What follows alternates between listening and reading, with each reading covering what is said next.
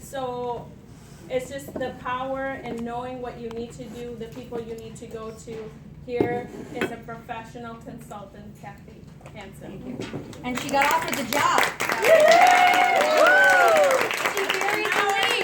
She buried the lead, which is like she's telling me about traffic, and I go, enough about that. What did you get the job? Yes, I got the job. I'm like, yes! Yeah. So I was so excited. So we only have till 7:50 or so, and I want to leave lots of time for Q&A. So what I want to do is have you write one word, and these two have already said it, so you can't use their word. But pick your own word of what emotion you feel about when you go to negotiate. Just one emotion. That's it. That encapsulates it. Okay? So, I'm a business strategist. Nobody knows what that means. Strategy is about using the resources that you have. And one of the things that I love doing is advocating for women and men who are busy and helping them figure out how to manage their time, energy, and money. But one of the things that has come up with Lean In and with Cheryl doing this huge study, where's Linda? I need to put eyes on Linda. With Sheryl Sandberg did this study, and it just, the results were astounding about gender inequality, about negotiating. And here we brought this up recently. It's the year 2015, and people are still shocked by these things around negotiations. So it is in the zeitgeist, which means it's happening right now. Linda's holding up Women in the Workplace. Wall Street Journal. Wall Street Journal. And so it really isn't something that's going to go away. And the thing that I find with clients, I've been doing this for, well, I know I look younger than this, but I've been doing this for 28 years. So what shocks me is the tears and the fear and the lack of confidence that women have. It just blows my mind because I'm so old. I know I used to idolize Gloria Steinem because my mother loved Gloria Steinem, and there's a whole generation that doesn't even know who Gloria Steinem is. So when she calls me today, I just jumped right. She's asked me 2 questions, and I like, what's the one thing that no one else can say that they do? And it took a while to get you to say that, and I said, that shows fortitude, perseverance. And she called me and said, the woman's eyes bulged out of her head because that shows something that no one else can claim. If she wrote that on a piece of paper and there were 20 other candidates, no one could take that piece of paper and say they moved here from Panama when they were 15 and learned English in 5-6 months and went to high school in North St. Paul, right? So that is unique to her. So I'm going to give you 5 life lessons that I have learned that really, really work in every situation. So before I get started, I want you to know there's a saying that you've all heard, everything is a negotiation, right? When you have a toddler who wants a second cookie or wants to stay up, that's a negotiation. When you have a teenager, or you were a teenager and you wanted a different curfew, you were negotiating. So when you bought a house or did a lease, that's negotiating. All of that is negotiating. So you really do it all the time, and you just don't think about it. It seems to me that when women want to go before someone else and talk about what their worth is, that's when they get nervous or scared or start to cry or freeze up or don't think about what their value is, okay? So I'm so glad we had 2 examples of people who said, I just don't feel worth it, or the negotiation's too tough, I don't feel like it's worth it. So I want the 5 things, we're going to go through these quickly, but then we'll open it up to Q&A. So if you remember that everything is a negotiation, you really do have the skills. Just remember, if you ever won an argument with your parents, if you ever won that curfew, there are times when you have won and you just didn't realize it. You know, with your brother, sister, sibling, whatever. So just remember the times that you have won, the little tiny times when you've negotiated. The first thing I want you to remember is it's just a person. People go in there and they build things up, you toss and turn, you're in your bed, you build it up to be this giant behemoth person like Wizard of Oz behind the curtain. No, it's just going to be another person. Typically it starts out with a phone call interview, possibly with just one person, or then it might go to a conference room with you and another person, and then you go to another person. if you can remember all the time that it's just another human being. You are a human being, they are a human being. They might represent a corporation, they might represent an ad agency, they might represent a division, but you are negotiating with the person with the brain, okay? So you want to remember that. You can just have a conversation. I just want you to remember that you can breathe and don't build it up to be something more than just a collaborative conversation. If it feels gross and disgusting, there's something that's not right about your perspective about that position or what you're asking for. It should feel nerve-wracking, for sure, like before you play tennis or before you go on a long run, but it shouldn't feel like terrorizing. You should feel confident that you can do it. And every performer in the whole world, every single master artist, master performer says that they get butterflies, okay? So that's normal. But I want you to remember you're just dealing with the person across the table. Does that make sense? So if you could just lower that borrowing worry is what I call it, about this person being omnipotent and being so much more powerful. It's just you having a conversation, okay? Number 2 is you are going into this room, you are going onto this phone call as an expert that's going to deliver what they need. So you have to remember, if this fits your purpose and it's this, you've decided that you want to go for this job, this is something that you want, right? And you've talked about it to yourself all the time. So you have become the expert of you, and you are going to tell them what you bring to the table. You have to remember that. How many of you have seen the Amy Cuddy TED Talk on power poses with women power poses? Okay, so everybody write that down if you haven't. Amy, Cuddy, and it's the best TED Talk ever, and there is a guy in the room, and it's okay to do Wonder Woman, Wonder Man power poses.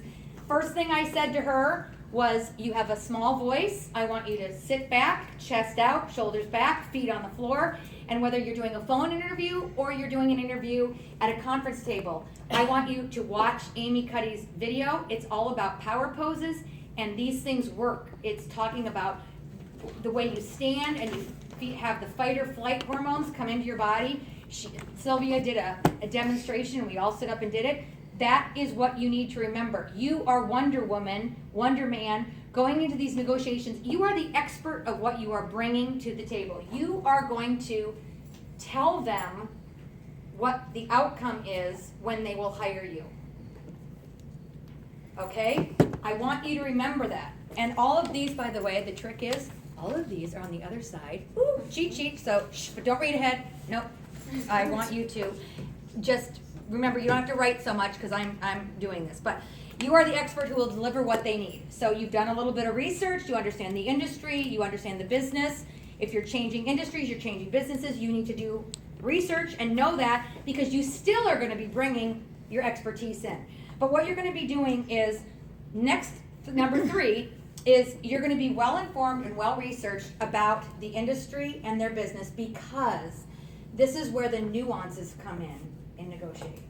This is where you're going to feel really powerful and all-knowing, and you're going to be impressive because you will have done work on what their product cycle is, what's in the pipeline. I'm using sales terms, but I'm also, if you're a project manager and you don't know certain terminology, I want you to feel like you can walk into that room and they're not going to throw anything at you that you don't know, because that will make you come at a position of weakness, right? Because you'll be like thrown that they, I don't know, have Fridays off in the summer, or don't give bonuses, or whatever it is that they're going to tell you they don't do.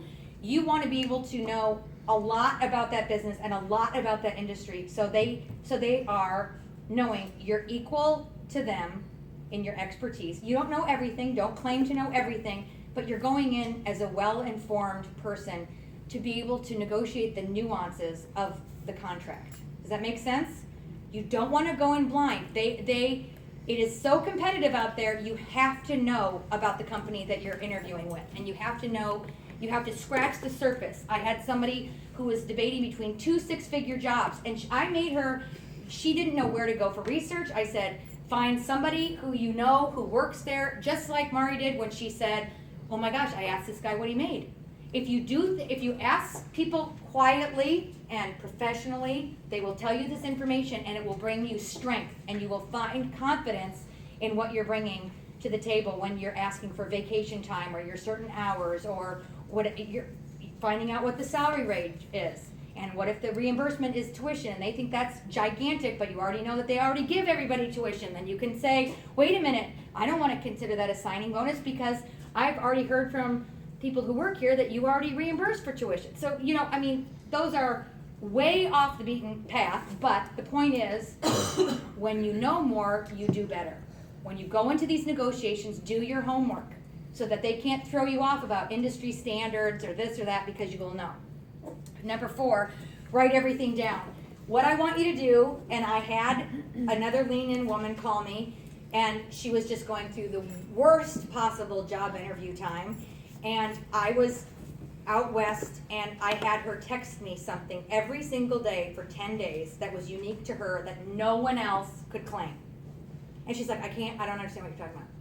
And I said, she was so down about herself that she said, it's just not worth it. I'm going to take a job for $40,000 a year that's 6 hours away, and I'm just going to, be miserable. And I'm like, oh, that sounds fun. Yeah, that sounds great. No, you're not going to do that. I said, you're going to text me every morning by 8 o'clock something about yourself that is uniquely you, that you have done that nobody else can claim. Like her from Panama. If you talk about, it's life experience that shows fortitude. It's also life experience that shows perseverance. It doesn't necessarily mean that Morgan or anybody else with college education, it might not be your degree, it could be the journey on how you got there. So the reason I'm having you write things down is threefold. You write down what you want your outcomes to be. Okay, you write down on a piece of paper. It's perfectly fine to bring paper and pencil and pen into, not your phone, into the negotiation. You write down, I'm telling you, as a strategist, I'm a little bit different than a coach, is because people come to me with the problem and I will tell them the solution. So I don't ask them typically, how do you feel about this? Because I know what they need to do. And so I said, are you writing this down? Because you get nervous. So I want you to write down everything about yourself that you want them to remember. If it's all about the words, I said, write down words like fortitude, perseverance. Don't say things like quick learner or I'm a fast learner. Anybody can claim that they're a fast learner. Give them an example when you were a fast learner. When you have fortitude, give them an example of when you had fortitude. Give them an example of perseverance. If you don't have experience in some area, flip it over here and have them shine the spotlight on something else. And if you're so nervous, that's what notes are for. Just have bulleted points and tick it off every time you mention it, so you don't say the word fortitude 400 times. So you write down what you want to come out of it. Maybe assuming you're going to get the job and this is the 3rd or 4th interview, you can write yourself notes. Don't forget to ask about this. You don't want to forget it. Have also your list of things that you accomplished, that no one else could take that sheet and claim. 3rd, in the meeting, write down what they agree or what they say. It's okay to take notes, not copious notes, always make eye contact, but write down things that they're telling you, because everything is open to interpretation. I mean, if you've ever had teenagers or a husband or a partner or a boss who thinks you leave the room and then you get an email and you're like, what did we just talk about? Like you have, right? So you want to write things down. If they say 60K, you want to say 60K. So you are writing things down that are really important that you might forget or that are facts that they say are going to happen. Like in 6 months you'll get your first raise, or in 6 months you'll be vested. You write those things down, because then you're going to write it down the 3rd time when you write the thank you email and the thank you letter. You're going to obviously say thank you for the interview, I want the job, or thank you for the job. Here are the things that we agreed upon, and you list them. You're documenting them. I cannot tell you how many times they forget the things that they offered you when we don't have admins taking notes anymore. they miraculously forget about the bonus or how much the bonus was or what the percentage bonus was. It's just how it goes. So what you're doing is you're documenting the process. I can't wait to get started. Here are all the things that I believe we agreed on. Here's some things that I need some clarity. Here were some things that you were going to go back and check on. Do you mind if I call HR? That's what you're writing down. Before, during, and after. And it's perfectly okay. So then, number 5 is don't let history hinder you. What I mean by that is, for all of us in the room, don't let them ever say, no one's ever asked for that before. It's a position of strength to be the first one to ask for it, okay? You were the first one who thought of it. You don't need to tell them why you're asking for it. I believe, I'm old-fashioned, that it's none of their business if we have sick parents or we need that kind of money for toddlers or we're a single mother or our house just foreclosed, whatever. I am a firm believer in just, you are worth it, and you are going to sit there and you are going to say, I want to try this. You just offered me the job. Why don't we give it 3 months? Why don't we give it to my first review? Why don't we, if you're going to ask for something and they say, we've never had anybody ask for that before, stop talking. Breathe. That doesn't mean no. That doesn't mean no.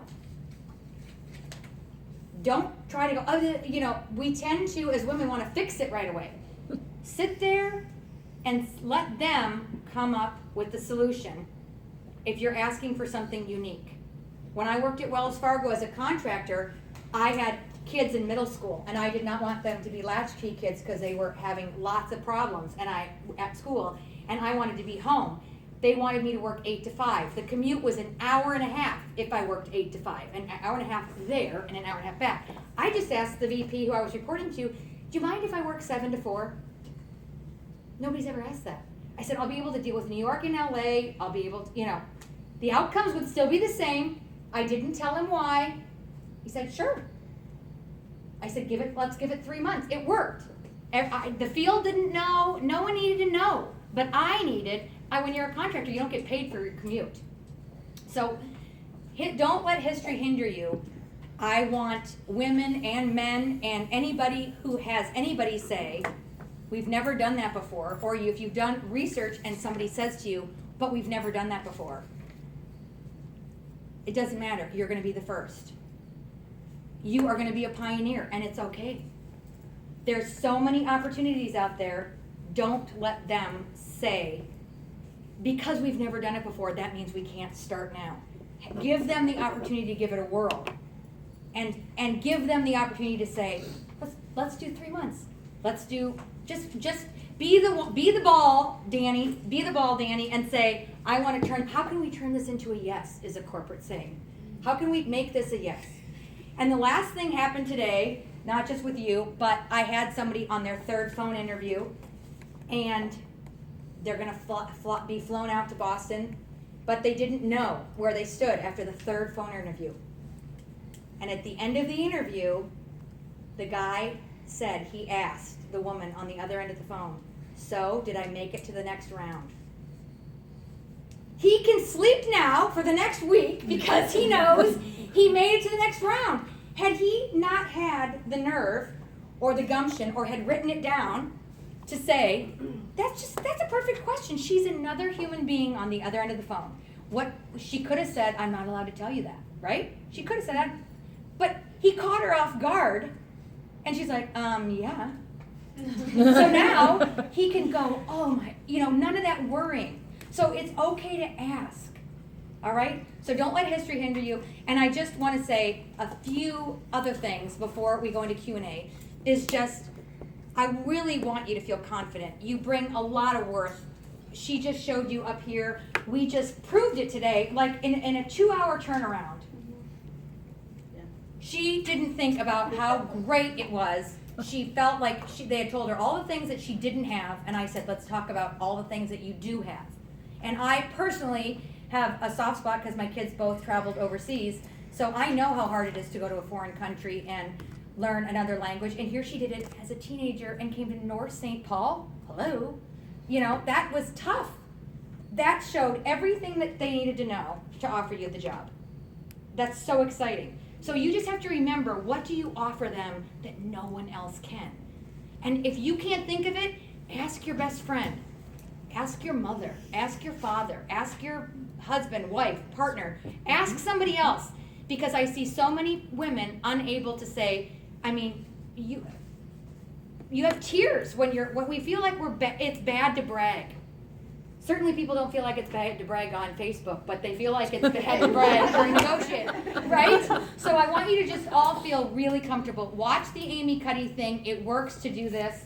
It does bring up your cortisone and reduce all the, negative fear. And that's what I have to tell you for the 5 lessons. And they're all right here, so you have the cheat sheet. So one thing that I wanted you to notice that on the back, you wrote 1 emotion.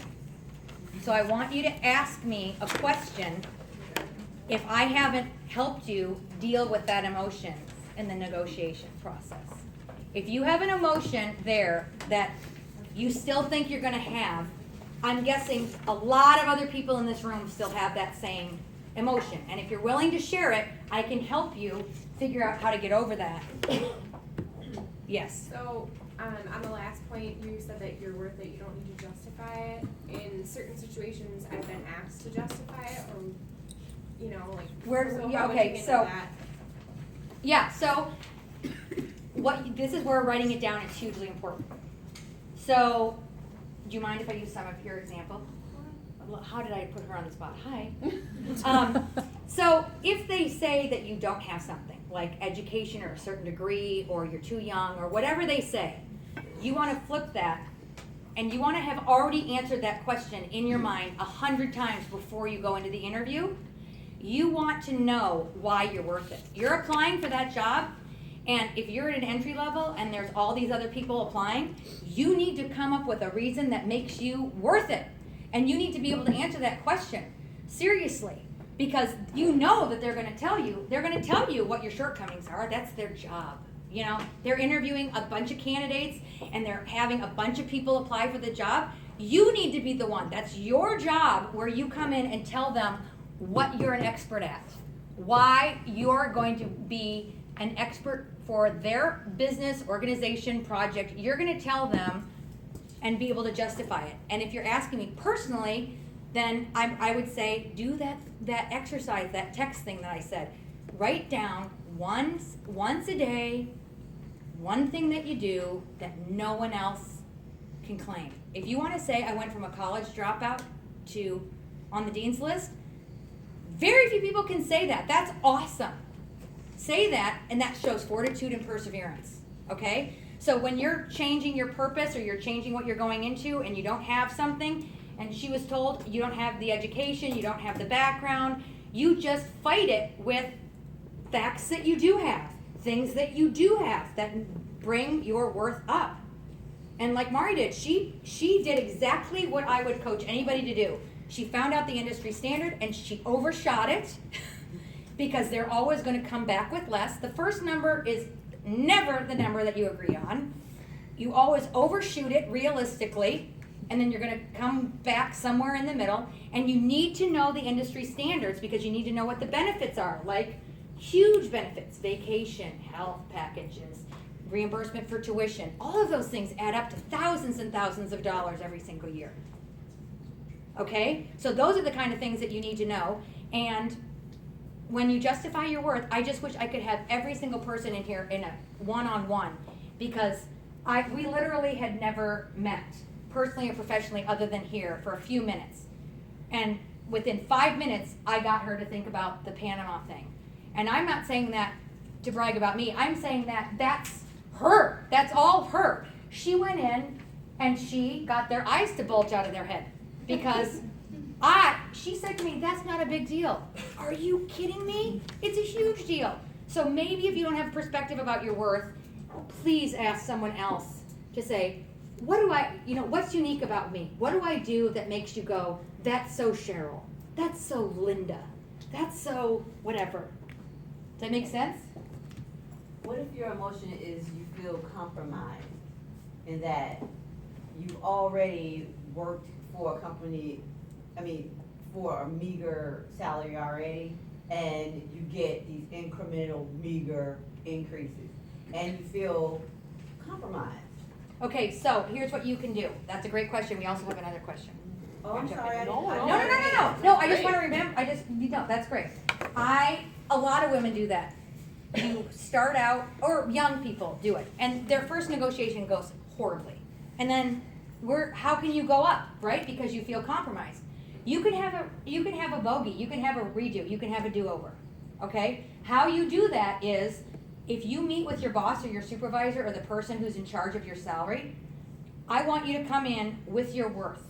I want you to come in with the type of projects, the responsibilities you've been given, maybe it's the biggest client. Anytime you've been given giant responsibility and someone higher up has said, I trust you to do this giant project, and you go, oh my God. They trusted you, right? So that's when you say, you know what? I was young and naive. Own up to it and say, I made a mistake and it's been costing me for 5 years. I'm going to do a do-over. I'm going to start now and we're going to negotiate and we're going toe-to-toe, buddy. And that sounds scary, but you know what? If you have a list and you feel compromised for a reason. Yeah, because I didn't negotiate at all. Then that's the elephant in the room. Just say it. I negotiated poorly when when I first came here. I didn't do my research. It's okay. You're just saying. You're learning. To me, if I was the boss, I would say, uh-oh, she found out. Uh-oh, she learned. Uh-oh. Waiting for the day for you to catch up. So you caught up. And you're just saying, you know what? The industry standard is this. I'm doing this. I'm working this. You gave me the biggest account. I took them here. I raised the revenue here. I did this. You know, I've done my research and other companies did this, and this is what I'm worth. I'm sorry, but we can only do 3% a year. You go, you know what? No, you can't. Because the position that I'm qualified for and the position that I should be working at is this. And this is the industry standard for what I'm currently doing. Yes, I negotiated a salary rate at here because I was young and naive or whatever. I was busy or scared or nervous, whatever. Just call it what it is. But say, I'm doing it over. I'm underpaid.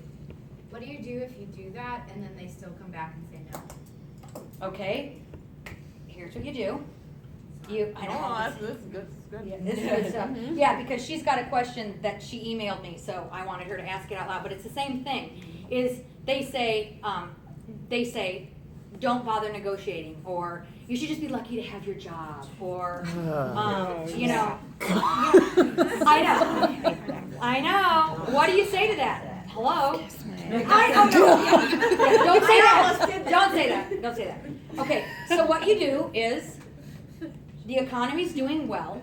I can say that right now. I have a friend who does HR that's her business, is an HR company, and she has never had less candidates and more positions. So I'm telling you, there are positions out there, and I know it feels frustrating, but maybe you haven't found your purpose. Maybe you haven't found the right fit. But when it works, it's gonna feel great. And when it's not working, you need to just say, this isn't working. If it's miserable for a reason. And if they're not willing to pay you for that, you have to get out. That's not a way to live. And I'm just saying, it's not sustainable. Because you can maybe do that for 2 or 3 years, but you can't do it. It just eats away at you, and then your health goes, and then, you know. Can I say something? I had that happen. So I am a manager, and I had somebody come to me and say, you know, they negotiated poorly when they took the position. And what it did to me as a manager was said, okay, this person is willing to stand up for themselves. And I went to my manager and looked at the proposal the person had provided. And I didn't come back with what that person wanted, but it was higher than they were making. And it was still higher than maybe anybody else would have asked for. And I respected the person for doing that. So I think you may have a bad manager too that says, hit the road, you know. But for the most part, all you can do is try. And I think it really elevates the respect level in your manager's eyes when that happens. Yeah, so I think you have to try. You have to try, and don't take no for an answer if you really want the job and you really think you're qualified. Yeah, I just negotiated for more money than the initial offer for a job that I accepted 2 weeks ago, which was scary, but I did it, and it was great. But I mean, I called her and I told her, I looked over your offer and it's not quite high enough, and this is what I was looking for. And she was like, and we talked about it, she's like, and I don't mind you asking. For me, that was a big indicator of someone I wanted to work for, where she didn't mind me. Right. It's Yeah. like, they're the sort of person that's like, oh, you want more money? Tough. Right. And they pull the offer. That's not someone I wanna work for anyway. Right, Sure. and that's exactly going back to, it should feel like you're in a competition as a performer, not a competition win-lose. Women, that's one of the big things that they say, the difference between men and women in negotiation is they think it's a win-lose. It's another person, you're winning, they're getting you, right? So you're there to present you. If they don't want you, then you don't want them. And that's exactly right. If it will feel butterflyish. It will feel like before you run a marathon or whatever you do that, you know, you're good at, but you're gonna go do it in public. Play the drums, whatever you're gonna do. But I'm telling you, it shouldn't feel gross. You shouldn't wanna flip them off. You should not wanna swear. You should not, you know, that's not how we wanna live our lives. We don't. We want to feel respected. Men and women, we want to go in, we want to have jobs where we feel we're valued and we have our worth. Does that make sense? Did I answer your friend's question? Yeah, and I guess like part of it, I mean, this kind of relates to this is a friend in a real situation where they were kind of coached not to ask for anything. And they're in a corporate, and I'm a freelance contractor, so I don't know if this is true or not. But is that normal? Like to say, no, you know, the company will give you 3%, and that's great, and you should, and don't negotiate, just take that. And I'm like, she told me that, I'm like, that seems insane to me, but I don't know, maybe that is, in some companies, just the culture or what it's like. It is. It depends It on is. the- They- Okay. Well, Yeah, some of Yeah, them and- aren't up for negotiation. Yeah, I mean, once you're in, like Angela and I worked for General Mills together, and they had their performance incentives, and it's all based on what you Mhm. accomplish against your objectives, but then there's corporate performance, and that's not negotiable. I guess, yeah, this person was moving into another job at a different level within, they had worked there for 9 years and were being moved up into a really highly visible spot and thought this is a chance to negotiate. I would think so. But being coached to not at all, and I was like, well, yeah. would you not ever try? Like, Who was the Yeah. person that was coaching? their, Was it Their somebody? their manager. direct manager. That's Yeah. the culture. Yeah, that's the That's culture. that's the organizational culture, and so that's what happened. Yeah. And we have to wrap this up, so I just wanted to say, one thing is that I've helped several women within Lean In. I love it. I love helping women.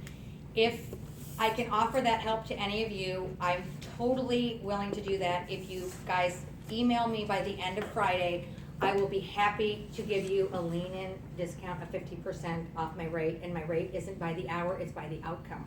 Because we can do it fast, I